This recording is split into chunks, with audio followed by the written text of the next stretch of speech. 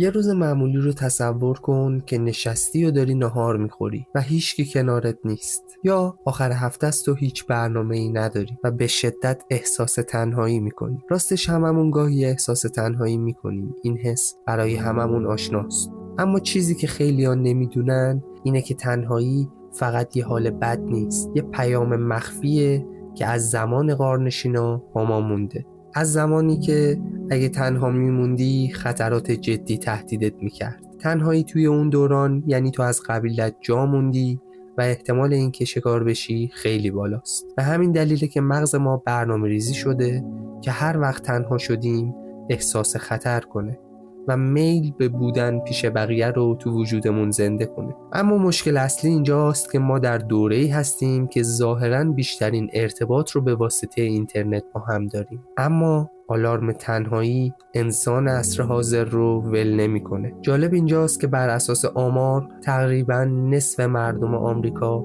دائما احساس تنهایی میکنن. تصور کن وسط این جهان شلوغ مردم از همیشه جداتر شدن. این حس ساده تبدیل میشه به یه چرخه‌ای که میتونه تأثیرات خیلی بدی رو آدم بذاره. اول تنها میشی، بعد کم کم بدبین میشی، فکر میکنی که بقیه نمیخوانت و همین خاطر خودتو عقب میکشی و تنها تر میشی. این چرخه علاوه بر ذهن و روانت روی جسمت هم تأثیرات بدی میذاره، مثل خطر بیماری قلبی و ضعف سیستم ایمنی. پس باید بدونیم که تنهایی فقط غم نیست، مثل یه قاتل خاموشه. تحقیقات نشون میده ریسک مرگ از تنهایی مثل چاقی یا سیگار کشیدنه، چون حدوداً 30% افزایش خطر بیماری قلبی، سکته و حتی زوال عقل رو در پی داره. چرا؟ چون مغزت تو حالت جنگ یا گریز دائمی باقی میمونه. التهاب بدنت زیاد میشه، سیستم ایمنیت ضعیف میشه و بدنت فکر میکنه که همیشه در خطری.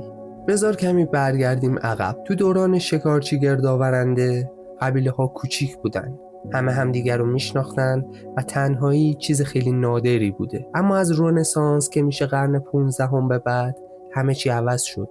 شهرها بزرگ شدن، کارخونه‌ها که به وجود اومدن، مردم از روستاها به شهرها سرازیر شدن. خیلی سریع جامعه از روابط عمیق به ارتباطات سطحی تغییر کرد، طوری که خانواده‌ها پراکنده شدن، همسایه‌ها غریبه شدن. اما این پایان ماجرا نبود. از قرن 20 به بعد با تلویزیون و اینترنت وضعیت بدتر هم شد. امروزه ما ممکنه 10 دوست مجازی داشته باشیم، اما روابط واقعیمون نسبت به گذشته بسیار کمتر و محدودتر شده. این تنهایی مدرن زندگی میلیون ها نفر آدم رو تحت تاثیر قرار داد، تا حدی که بریتانیا و ژاپن برای کابینه خودشون وزیر تنهایی اضافه کردن. اما خبر خوب اینه که میشه این مشکل رو حل کرد و جلوی عواقب بعدش رو گرفت. باید بدونیم که مغز ما دو نوع ارتباط میخواد: ارتباط لحظه‌ای مثل صحبت کردن با یه غریبه توی صف و ارتباط عمیق مثل دوست صمیمی که درد و دل کنی. اولین قدم اینه که باید سعی کنی ارتباط نوع دوم رو تو زندگیت بیشتر کنی. لازم نیست با 50 نفر رفاقت کنی. چند تا رابطه واقعی، چند تا گفتگوی عمیق 3 بار در هفته